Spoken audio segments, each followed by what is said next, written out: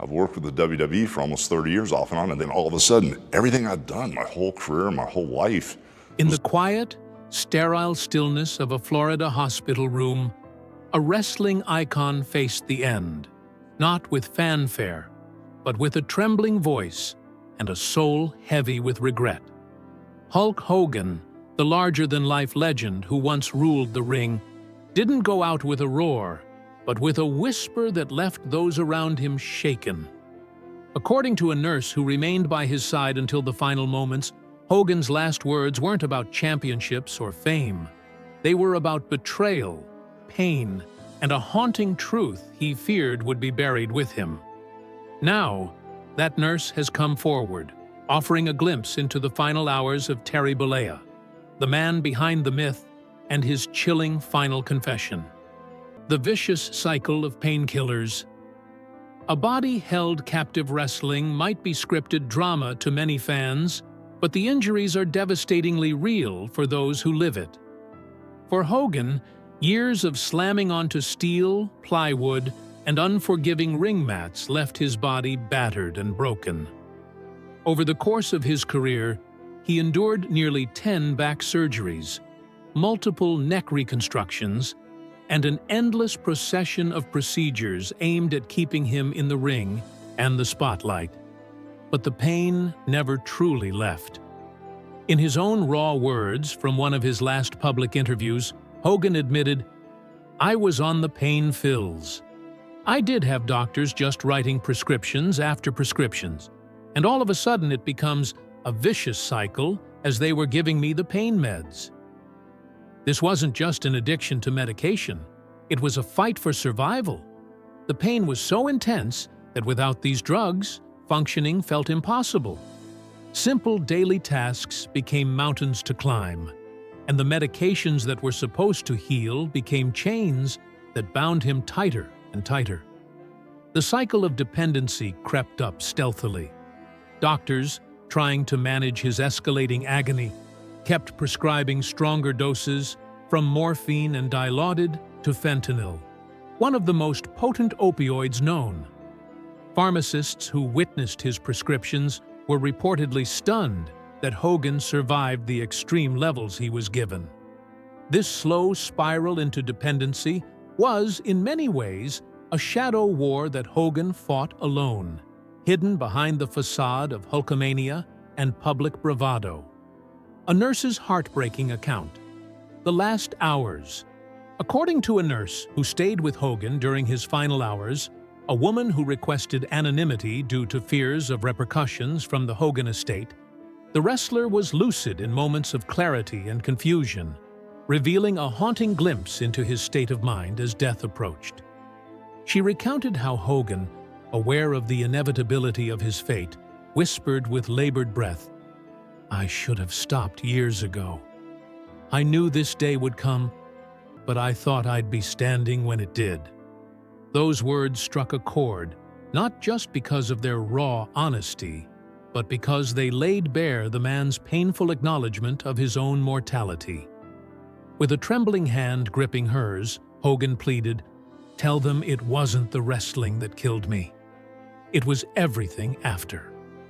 This chilling confession hinted at a deeper narrative, one of failed medical care, emotional wounds, and personal betrayals that compounded the physical toll his body endured. Throughout his last hours, Hogan drifted in and out of delirium, occasionally reliving the glory days of the ring with sharp clarity, only to fall back into moments of profound vulnerability. At one point, she described him trying desperately to sit up despite his weakened state, muttering apologies, "I'm sorry, I'm sorry," words repeated over and over, seemingly not directed at anyone but the heavy weight of regret that burdened him. The illusion of strength. Public appearances versus private struggles. Even in his final year, Hogan maintained a public image of resilience. In 2024, he stood tall at the Republican National Convention, delivering a speech that rallied crowds with his trademark spirit and bravado. "We're gonna bring America back together. One real American at a time, brother." To the outside world, he seemed as vibrant and unstoppable as ever. But behind closed doors, the reality was starkly different. By the time of his final surgeries, Hogan was barely able to speak or eat due to complications from a 4-level anterior cervical discectomy and fusion, a complex procedure that left his vocal cords damaged and his mobility severely limited. His wife, Sky Hogan, publicly reassured fans that his heart was strong and denied rumors of coma or brain damage. Yet, contradicting those statements, emergency medical records revealed calls to Hogan's home reporting cardiac arrest. The timeline of his rapid health decline was shrouded in secrecy, and for many, the discrepancy between public statements and private reality raised troubling questions. Scandal and isolation. The weight of past mistakes. The pain in Hogan's body was mirrored by emotional and psychological wounds, many rooted in public scandals that fractured his reputation and relationships. From leaked intimate footage that sparked one of the most high-profile lawsuits in entertainment history to the fallout from his infamous racial slur caught on tape, Hogan's image was repeatedly battered. The 2015 scandal, when recordings surfaced of Hogan using the N-word and making deeply racist remarks about his daughter's dating life, shocked fans and colleagues alike. The words were explicit and unambiguous. "I am a racist to a point."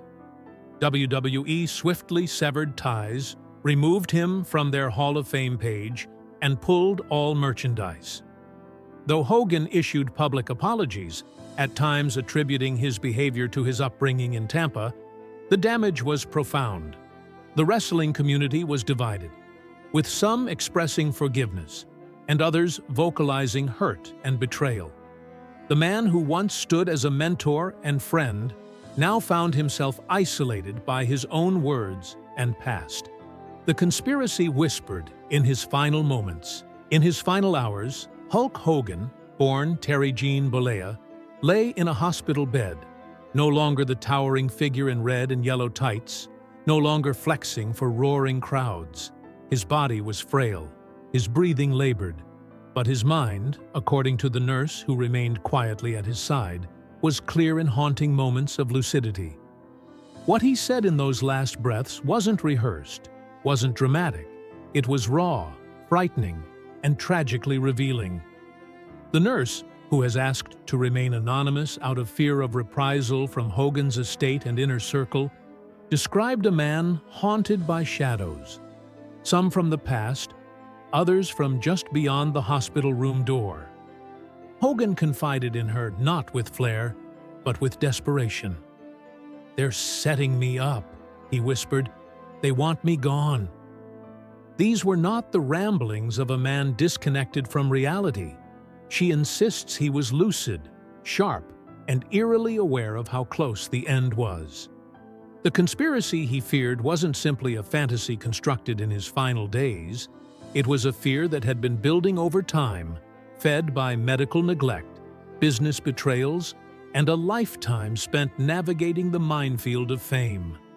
He reportedly spoke of mismanaged medications, decisions made behind closed doors about his care, and friends who no longer answered his calls once the cameras stopped rolling. The nurse said he looked her in the eyes with something she couldn't describe, part sadness, part warning, and told her, "They didn't kill Hulk Hogan. They killed Terry." What cut deeper than any of those confessions was one simple plea. "Tell Brooke I'm sorry." Hogan had always been fiercely protective of his daughter Brooke, even when his own life was in turmoil.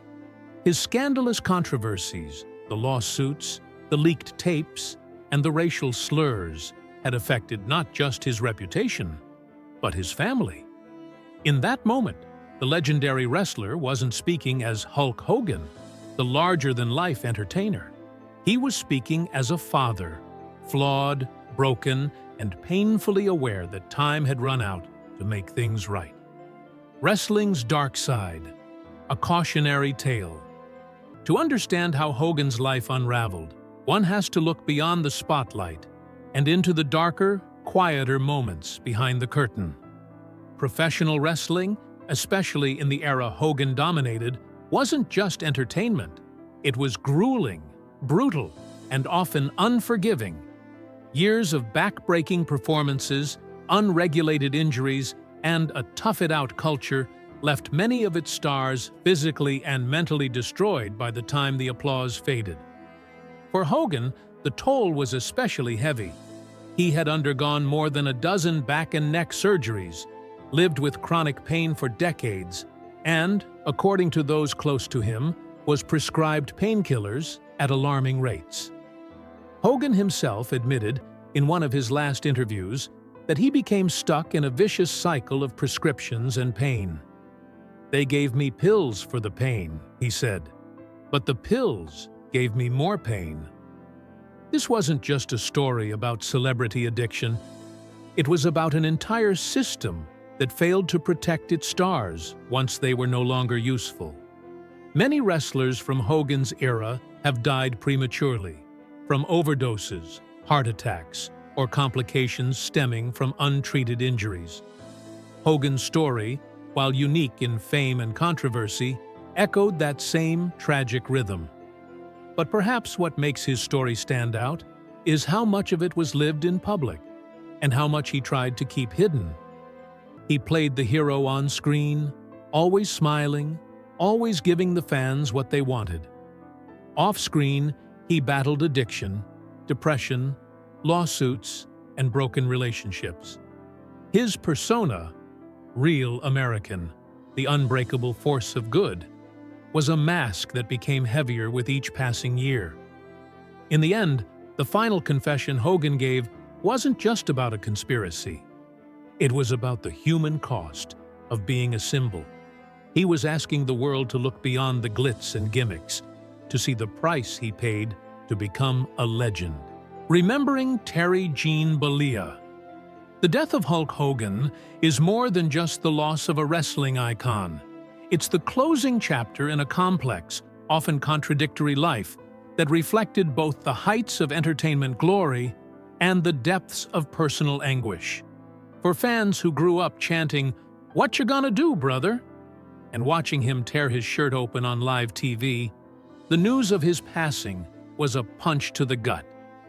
But for those who knew Terry Bollea, the man behind the myth, the pain cuts deeper. His legacy is tangled. There were the triumphs, revolutionizing professional wrestling, transcending sports entertainment to become a household name, inspiring generations of fans and athletes alike.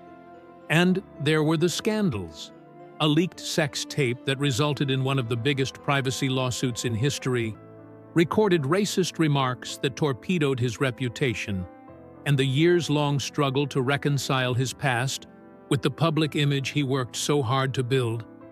Yet, in the end, Hogan's last words remind us that legends are human. They suffer. They make mistakes. They regret. What makes those final moments so powerful is not just the sadness or the paranoia. It's the honesty. Behind all the bravado was a man asking for forgiveness, wishing he had done things differently, and hoping, if even in a whisper, that someone would tell his daughter he was sorry. As the wrestling world continues to debate and dissect his legacy, perhaps the most important takeaway is not what Hogan said in the ring, but what he said when the cameras were off. His final confession wasn't for fans, wasn't for fame, it was for peace. In remembering Hulk Hogan, let's not only celebrate the character he played, but reflect on the man he was. The man who gave everything for the spotlight and, in the end, wanted only to be understood. The man who wrestled not just in the ring, but against pain, regret, and the ghosts of decisions long past. Want daily knowledge drops? Subscribe now. Your brain will thank you later.